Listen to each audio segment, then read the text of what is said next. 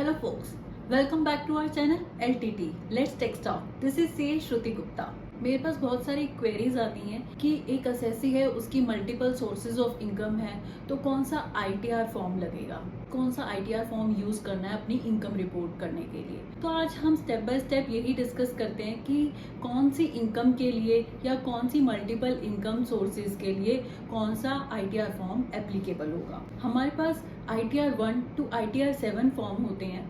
Let's start with ITR 1। ITR 1 applicable होती है resident assessees के लिए जिनकी इनकम होती है under the head salaries, under the head house property and under the head income from other sources. अगर इनमें से भी किसी असेसी की टोटल इनकम एक्सीड कर जाती है 50 लाख से, तो उस असेसी के लिए ITR 1 फॉर्म एप्लीकेबल नहीं होगा। और अगर किसी को ESOP की इनकम हुई है ड्यूरिंग द ईयर, तो उस केस में भी ITR 1 एप्लीकेबल नहीं होगा। तो सिंपल सी बात है, ITR 1 salary income, house property income और अदर सोर्सेज की इनकम के लिए एप्लीकेबल होगा अगर असेसी की इनकम लेस देन 50 लाख है। तो नेक्स्ट पॉइंट आता है हमारा ITR 2।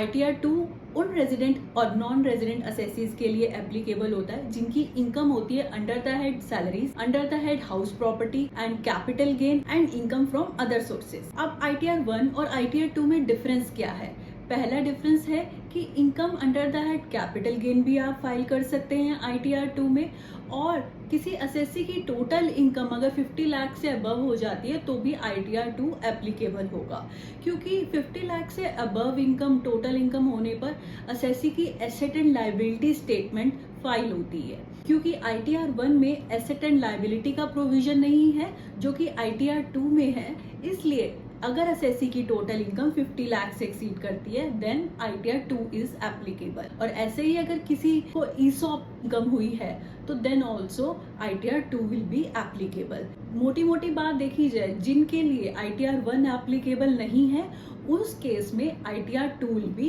Applicable. Now ITR 3। ITR 3 उन resident and non resident individual and HUF assessees के लिए एप्लीकेबल है जिनकी इनकम है under the head salary, house property, business income, capital gain and other sources. अगर हम बिजनेस एंड प्रोफेशन की बात करें तो इसमें हमारी प्रिजम्पटिव इनकम भी आ जाती है, और अगर कोई टैक्स ऑडिट के थ्रू अपनी रिटर्न फाइल कर रहा है तो टैक्स ऑडिट का भी बिजनेस एंड प्रोफेशन इनकम आती है।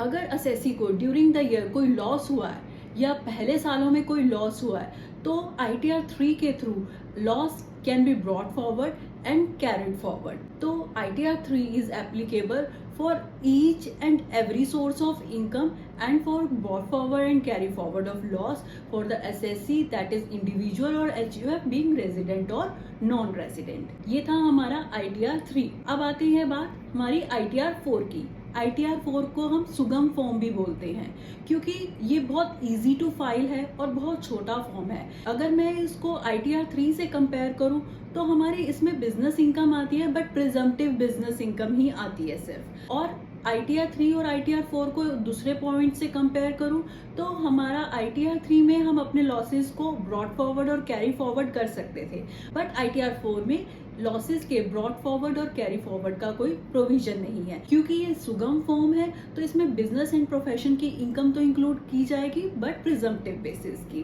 तो ये था हमारा ITR 4। अब आते हैं ITR 5 पर। ITR 5 एप्लीकेबल होता है partnership firm, LLP, body of individual, AOP, association of person और societies registered under societies registration act 1960।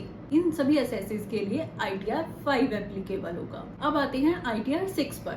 ITR 6 is applicable on Indian companies और any company which is incorporated by or under any law outside India. तो इन companies के लिए ITR 6 applicable होता है। Now coming to ITR 7। ITR 7 उन trust और institutes के ऊपर एप्लीकेबल होता है those are required to file their return under section 139(4)(a), 139(4)(b), 139(4)(c and 139(4)(d।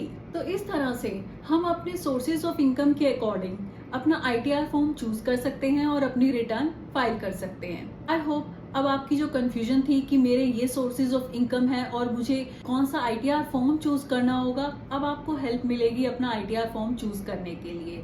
In case you have any query or doubt, please do let me know through comment box or through email. Thank you for listening. Do subscribe to my channel. Stay safe, stay happy. Bye bye.